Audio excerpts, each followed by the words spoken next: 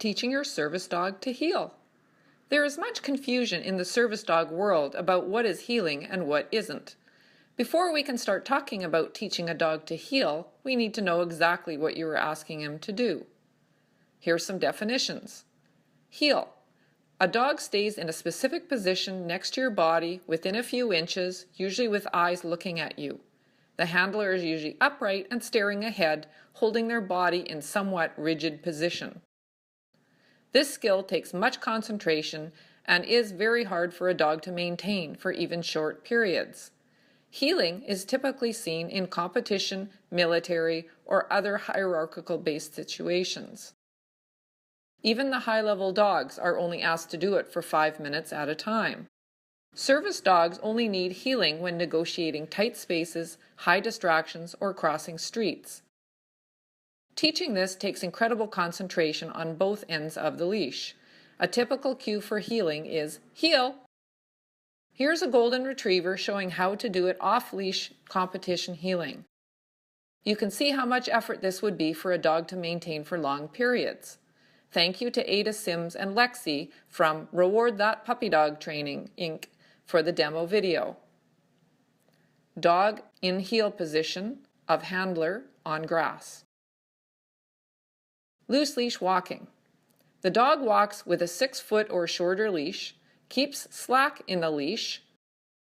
The leash hangs down in a U or the clip hangs straight down, but is allowed to sniff and change position while walking.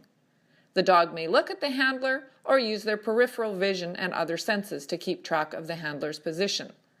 Most handlers are comfortable with their dogs 3 to 4 feet away in any direction.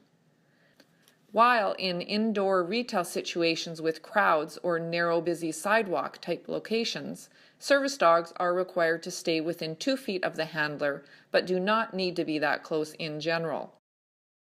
Loose leash walking should be a default behavior.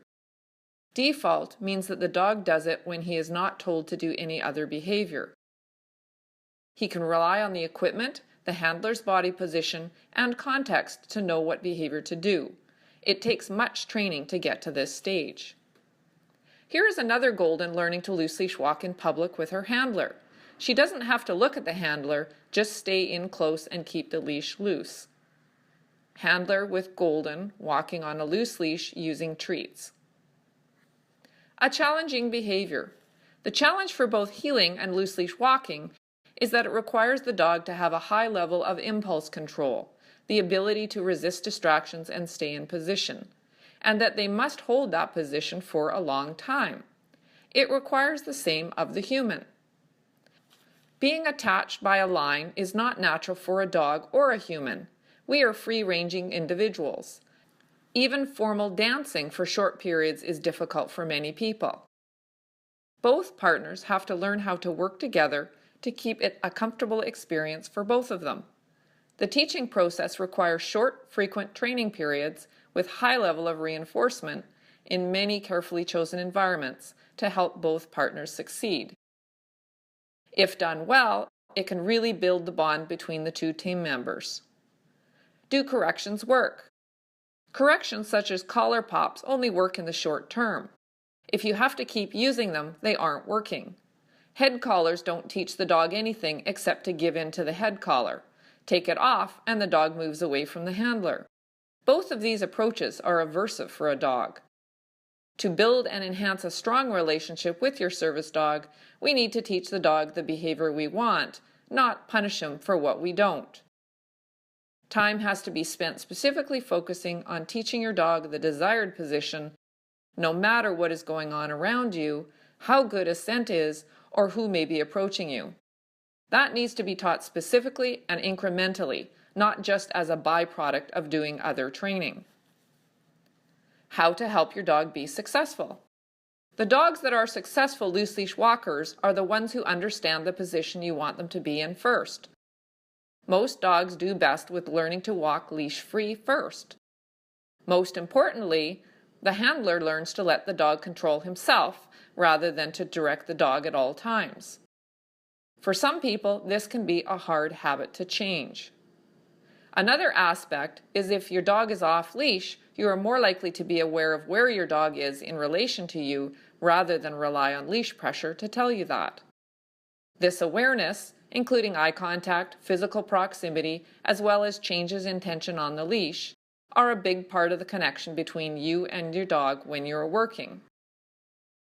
Many people are disconnected from their dog partner and oblivious for what is going on for them. He is half the team and needs to be given full attention during training, and then that will be faded to half your attention once he is fully trained. When you are dancing with your partner, you need to be aware of where your partner is, no matter if he's dog or human. The leash is added after the dog knows the desired position, and you have developed a feel for where he is. Dogs that can work off-leash are much more reliable on-leash. Do a search on YouTube and Vimeo, and most videos will start you off and show great early success, but not show the steps later in the process. It can be a long one, and different approaches are needed for different dogs and different situations they are in. Creativity is needed. Loose leash walking is a prerequisite as a service dog.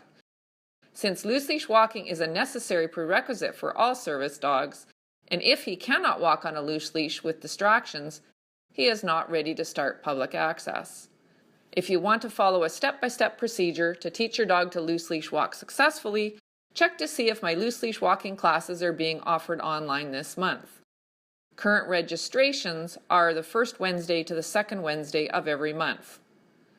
If your dog generally does well except for in high-level distractions or has fears, you'll want to look at our harnesses and vest class. Or for large dogs that lunge or yo-yo, or if you have little arm strength or stability, our head halters class will teach you how to safely introduce your dog to a head halter and how to train it with the goal of your dog walking without it down the road.